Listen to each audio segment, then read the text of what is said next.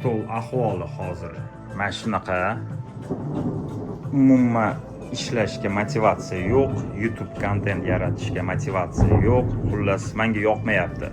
Hozir shuni boshqatdan terdirmoqchiman. Oxirigacha ko'ramiz, jarayonni ko'rsatib o'taman. Let's go. Oxirgi paytlarda ko'p narsani o'yladim. Nega ba'zi odamlar oldinga ketadi, boshqalar esa bir joyda qolib ketadi? Menimcha buning sabablaridan biri muhit.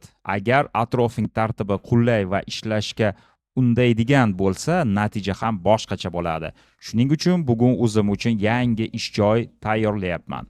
Bu shunchaki stol yoki kompyuter emas, bu kelajakdagi videolar, podkastlar, loyihalar va yangi g'oyalar tug'iladigan joy. Ko'pchilik motivatsiya kutadi. Men esa motivatsiyadan ko'ra tizimga ishonaman. Chunki motivatsiya bugun bor, ertaga yo'q. Tizim esa har kuni ishlaydi. To'g'ri, tashkil qilingan ish joyi sizni har kuni harakat qilishga majbur qiladi.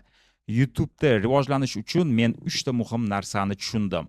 Birinchisi, muntazamlik. Mukammal video kutib o'tirmang. Oddiy video bo'lsa ham chiqaring. 1 yil davomida haftasiga 1 video chiqargan odam 1 oyda 10 ta ideal video tayyorlagan odamdan ko'proq natija qiladi. Ikkinchisi, foyda berish. Odamlar sizning videongizni ko'rib nimadir o'rganishi, ilhom olishi yoki muammosiga yechim topishi kerak. Faqat ko'rish uchun emas. Video bugun ishlamaydi. Uchinchisi, hikoya. Hatto eng oddiy mavzuni ham hikoya qilib bersangiz, odam oxirgacha ko'radi. Odamlar ma'lumotdan ko'ra hissiyotlarni ko'proq eslab qoladi. Bugun yana bir katta imkoniyat bor, sun'iy intellekt. AI yordamida video g'oya topish, ssenariy yozish, montaj qilish, tayyorlash, tarjima qilish va hatto yangi biznes yo'nalishlarini topishi mumkin. Lekin AI sizning o'rningizda ishlamaydi, u faqat tezlik beradi. Fikr va harakat baribir sizdan chiqadi.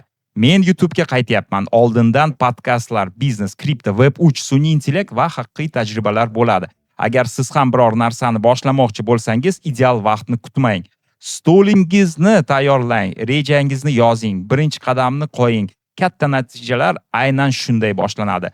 Bu kichkina burchak bo'lishi mumkin, lekin aynan shu joyda keyingi 100 ta video boshlanadi. Va nihoyat ishimiz tugadi. Mana shaxsiy ish joyim. Menimcha yaxshi va qulay chiqdi. Mana shu yerda o'tirib endi ishlaymiz. Xudo xolasa video manfaatli bo'lgan bo'lsa, albatta like qo'yamiz va savolingiz bo'lsa, izohda qoldiramiz. Hammaga omad va ishlarimizga rivoj.